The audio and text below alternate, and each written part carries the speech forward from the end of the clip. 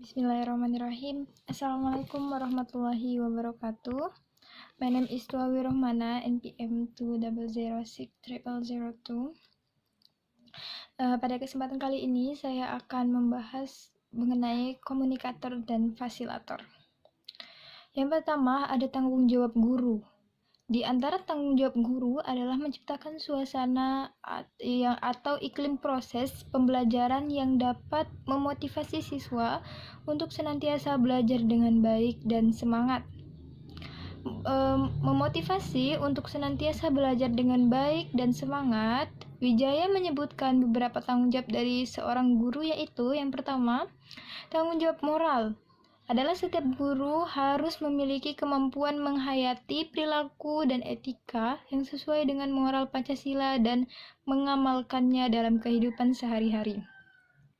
Kemudian yang kedua, tanggung jawab dalam bidang pendidikan di sekolah adalah setiap guru harus menguasai cara belajar mengajar dan yang efektif, mampu membuat satuan pelajaran, mampu dan memahami kurikulum dengan baik, mampu mengajar di kelas, teknik pembelajaran, bimbingan, dan layanan, mampu membuat dan melaksanakan evakuasi, dan lain-lain.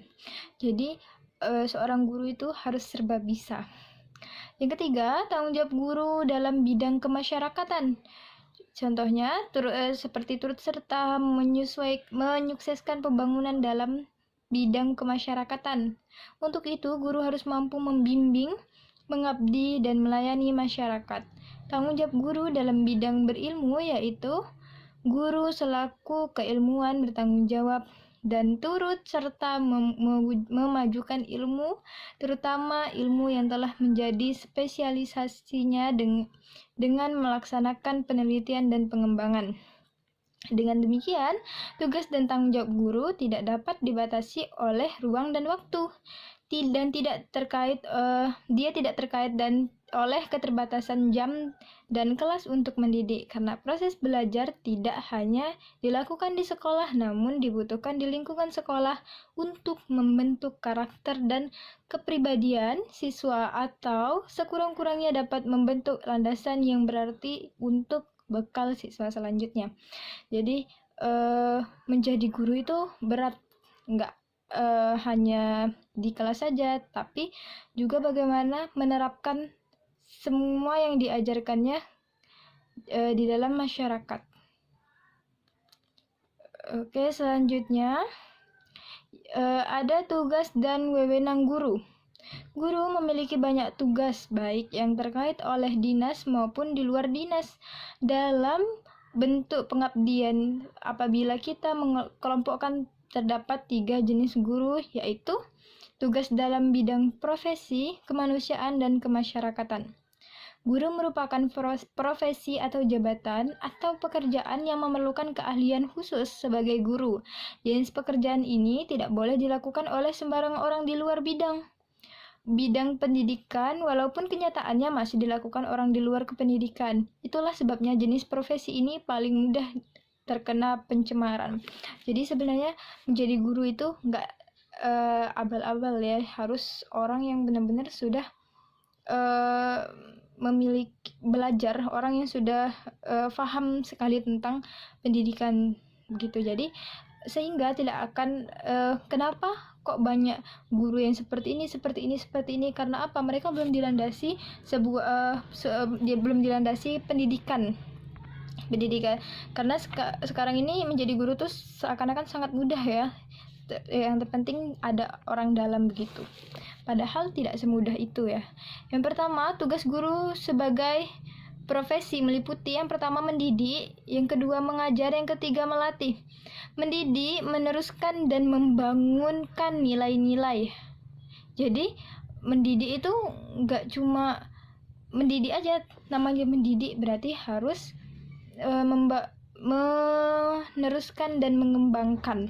Kemudian mengajar yaitu meneruskan dan mengembangkan ilmu pengetahuan dan teknologi. Jadi guru itu juga dituntut harus paham teknologi. Jadi menjadi guru itu nggak semudah membalik telapak tangan ya. Selanjutnya melatih yaitu mengembangkan keterampilan pada siswa. Yang selanjutnya ada tugas guru dalam bidang kemanusiaan. Tugas guru dalam bidang kemanusiaan di sekolah harus dapat menjadikan dirinya sebagai orang tua kedua. Ia harus mampu menarik simpati sehingga ia menjadi idola para siswanya. Pelajaran apapun yang ia berikan hendaknya dapat menjadi motivasi bagi siswanya dalam belajar.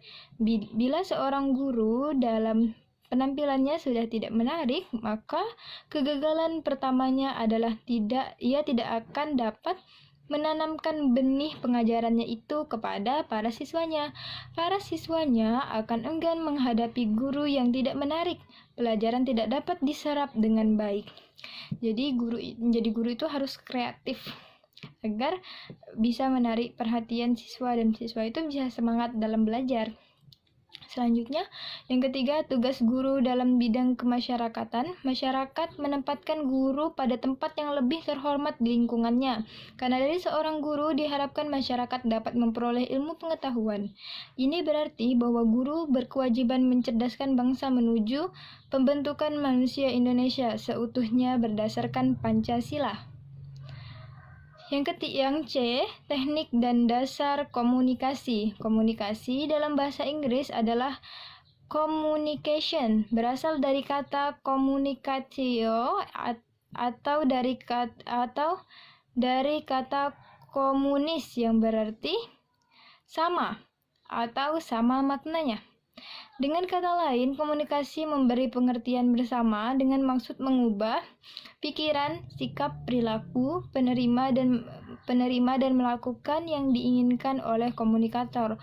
Komunikasi berarti penyampaian informasi, gagasan, pikiran, perasaan, keahlian dari komunikasi kepada komunikan untuk mempengaruhi pikiran komunikan dan mendapat tanggapan balik sebagai flashback bagi komunikator, sehingga komunikator dapat mengukur berhasil atau tidaknya pesan yang disampaikan kepada komunikan.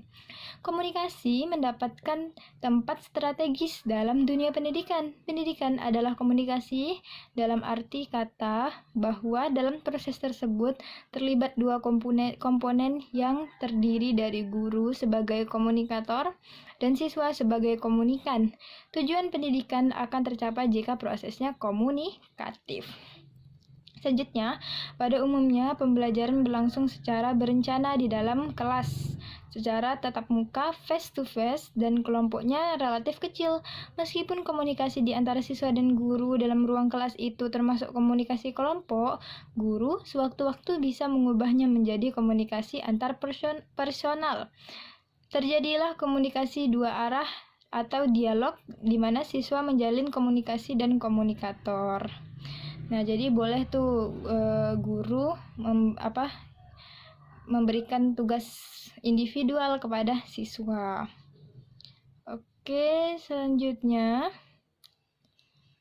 ada teknik memfasilitasi. Guru sebagai fasilitator. Fasilitator adalah istilah Inggris yang telah diindonesiakan. Fasilitator bermakna bahwa guru juga harus berfungsi sebagai pemberi fasilitas atau melakukan fasilitas guru menjadi jembatan yang baik di depan para siswanya. Dalam fungsinya ini, guru lebih banyak melakukan sharing belajar atau bisa disebut belajar bersama. Ketika guru menyampaikan kompetensi dasar sebuah mata pelajaran, ia akan mengeksplorasi pelajaran itu. Ia hanya memancing pengetahuan yang ia yakin telah diketahui oleh para siswanya.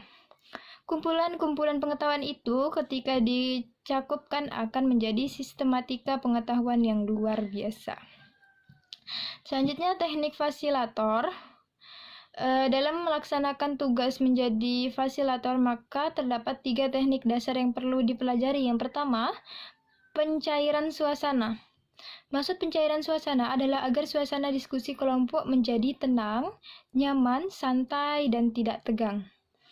Tidak gerah atau beku. Maka fasilator harus memperlihatkan raut wajah yang ramah dan banyak senyum, serta dalam memberikan contoh atau celetukan yang lucu tetap dalam suasana terkendali.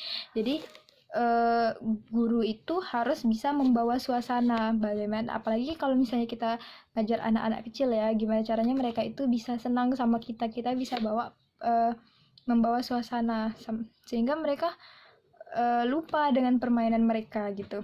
Oke, selanjutnya yang kedua ada ceramah. Ceramah adalah penyampaian materi kepada peserta kelompok agar pesan dan kesan yang benar dapat dipahami oleh peserta. Untuk memudahkan digunakan alat bantu berupa buku, materi, papan tulis, atau alat tulis. Waktu untuk ceramah disesuaikan dengan banyaknya materi yang akan dibahas. Nah, ceramah di sini adalah bisa diartikan sebagai penjelasan ya kalau di dalam kelas itu. Jadi guru itu memberikan penjelasan jadi bisa menggunakan fasilitas seperti buku, papan tulis, seperti itu. Selanjutnya ada permainan. Permainan adalah cara mudah bagi peserta kelompok untuk mengulang dan mengingat kembali materi yang telah disampaikan agar kita yakin bahwa isi dari materi telah dimengerti sepenuhnya oleh peserta kelompok. Beberapa hal yang harus diperhatikan seorang guru sebagai fasilitator. Yang pertama, mendengarkan dan tidak mendominasi. Seorang siswa merupakan pelaku utama dalam pembelajaran. Maka, sebagai fasilitator, guru harus memberikan kesempatan agar siswa dapat aktif. Jadi guru itu biarkan siswa, saat kita menjadi guru, biarkan siswa juga ikut aktif. Jadi nggak cuma kita aja yang ngomong gitu. Selanjutnya, bersikap sabar. Sabar ini memang harus benar-benar dicerminkan ya dalam menjadi seorang guru. Selanjutnya, bersikap menghargai dan rendah hati. Guru berupaya menghargai siswa dengan menunjukkan minat yang sungguh-sungguh pada pengetahuan dan pengalaman mereka. Nah, contohnya kayak gini, kalau misalnya ada siswa yang bisa mengerjakan tugas, maka kita bisa memberikan dia pujian agar dia lebih bersemangat dalam untuk berlatih lagi gitu. Selanjutnya, mau belajar, seorang guru tidak akan dapat bekerja sama dengan siswa memahami atau belajar tentang mereka. Jadi walaupun kita sudah menjadi guru, bukan berarti kita tidak butuh belajar lagi ya. Justru menjadi guru itu harus banyak belajar lagi, karena semakin kita banyak ilmu, semakin kita berilmu, semakin kita haus ilmu gitu. Selanjutnya, bersikap sederajat. Guru perlu mengembangkan sifat sederajat agar bisa diterima sebagai teman atau mitra kerja oleh siswanya. Yang keenam, bersikap akrab dan melebur.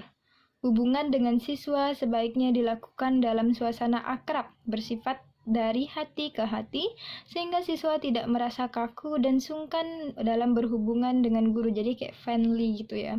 Selanjutnya, yang ketujuh, tidak berusaha menceramahi. Siswa memiliki pengalaman, pendirian, dan keyakinan sendiri. Oleh karena itu, guru tidak perlu menunjukkan diri sebagai orang yang serba tahu, tapi berusahalah untuk menjadi seorang yang berpengalaman, berbagi pengalaman dengan siswanya. Jadi siswa pasti banyak apa yang kita tahu, nggak semua apa yang murid kita tahu belum tentu kita juga tahu gitu. Jadi alangkah baiknya kita membagi pengalaman kepada mereka. Selanjutnya, yang ke-8, berwibawa. Meskipun pembelajaran harus berlangsung dalam suasana yang akrab dan santai, seorang fasilitator sebaiknya tetap dapat menunjukkan kesungguhan sehingga siswa akan tetap menghargainya. Yang ke-9, tidak memihak atau mengkritik. Di tengah kelompok siswa, seringkali terjadi pertentangan pendapat. Dalam hal ini, diupayakan guru bersikap netral dan berusaha memfasilitasi komunikasi di antara pihak-pihak yang berbeda pendapat untuk mencari kesepakatan dan jalan keluarnya. Jadi guru itu nggak semudah membalikkan telapak tangan ya. Selanjutnya, bersikap terbuka. Biasanya siswa akan lebih terbuka apabila telah tumbuh kepercayaan kepada guru yang bersangkutan. Jadi kalau misalnya udah dekat gitu ya, udah dekat sama guru, biasanya banyak kali siswa yang mulai terbuka sama gurunya. Selanjutnya, bersikap positif. Guru mengajak siswa untuk memahami keadaan dirinya dengan menunjukkan potensi yang ada, bukan sebaliknya mengeluh keburukannya. Perlu diingat, potensi terbesar siswa adalah kemauan dirinya sendiri untuk mengubah keadaannya.